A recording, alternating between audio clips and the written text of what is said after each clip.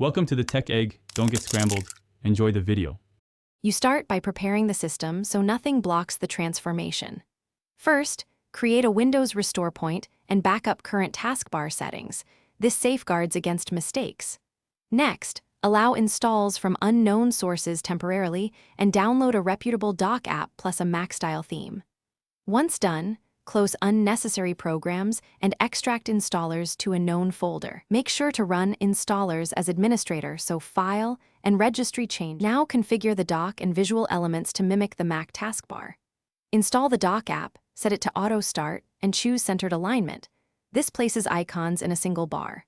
Apply the Mac theme pack and swap system icons, then hide the default Windows taskbar and enable transparency so the dock looks native. Finally, tune icon size, spacing, and animation speed for smooth behavior, and restart the shell or log off to make visual changes stick. Finish by locking the dock position and verifying auto start so the setup persists across reboots. Test common workflows, app launching, window focus, and full screen video to confirm nothing conflicts.